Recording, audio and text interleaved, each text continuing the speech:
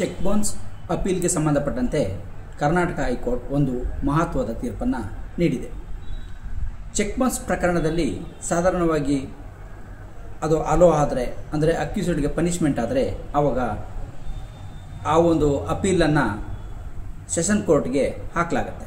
ಆದರೆ ಅದೇ check bounce ಪ್ರಕರಣದಲ್ಲಿ ಆರೋಪಿಯನ್ನು ಖುಲಾಸೆ ಮಾಡಿದರೆ, ತನ್ನನ್ನು ಬಿಡುಗಡೆ ಮಾಡಿದರೆ ಏನು ಮಾಡಬೇಕು, ಎಲ್ಲಿಗೆ ಸಲ್ಲಿಸಬೇಕು, ಅಪೀಲನ್ನು ಎಲ್ಲಿ ಹಾಕಬೇಕು ಅನ್ನೋದು ಜುರಿಸ್ಡಿಕ್ಷನ್ಗೆ ಸಂಬಂಧಪಟ್ಟಂತೆ ಕರ್ನಾಟಕ ಹೈಕೋರ್ಟ್ ಒಂದು ಮಹತ್ವದ ತೀರ್ಪನ್ನು ನೀಡಿದೆ.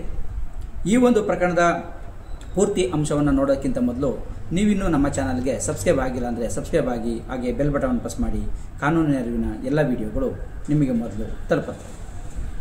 ಈ ಒಂದು ಪ್ರಕರಣದಲ್ಲಿ ಚೆಕ್ ಬೌನ್ಸ್ ಪ್ರಕರಣವನ್ನು ಮೊದಲು ವಿಚಾರಣಾ ನ್ಯಾಯಾಲಯದಲ್ಲಿ ದಾಖಲು ಮಾಡಲಾಗುತ್ತೆ. ಅಲ್ಲಿ ವಿಚಾರಣೆ ಮಾಡಿದಂಥ ನ್ಯಾಯಾಲಯವು ಆರೋಪಿಯನ್ನು ಬಿಡುಗಡೆಯನ್ನು ಮಾಡುತ್ತೆ.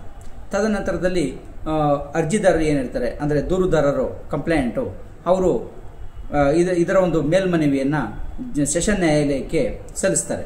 ಸೆಷನ್ ನ್ಯಾಯಾಲಯವು ಇದು ಜುರಿಸ್ಡಿಕ್ಷನ್ ತನಗೆ ಬರೋದಿಲ್ಲ ಅಂತೇಳಿ ವಜಾ ಮಾಡುತ್ತೆ ಆ ಒಂದು ಅಪೀಲನ್ನು.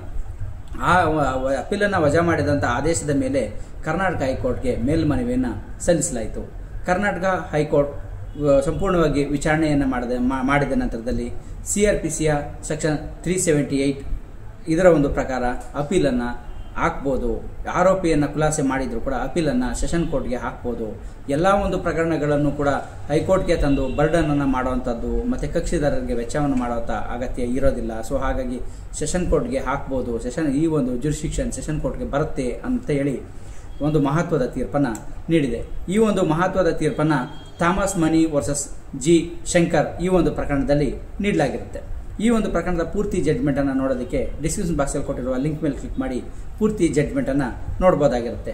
ಹಾಗೆಯೇ ಈ ಒಂದು ಪ್ರಕರಣದಲ್ಲಿ ಒಂದು ಅಂಶ ತಿಳಿಯುವಂಥದ್ದು ಏನು ಅಂತಂದರೆ, ಆರೋಪಿಯನ್ನು ಖುಲಾಸೆ ಮಾಡಿದರೆ ಅಂಥ ಒಂದು ಸಂದರ್ಭದಲ್ಲಿ ಅಪೀಲನ್ನು ಸೆಷನ್ ಕೋರ್ಟ್ಗೆ ಹಾಕಬಹುದಾಗಿರುತ್ತೆ ಅನ್ನೋದು ಈ ಒಂದು ಪ್ರಕರಣದಿಂದ ಪ್ರಮುಖವಾಗಿ ತಿಳಿದು ಬರೋಂಥ ಅಂಶ ಆಗಿದೆ.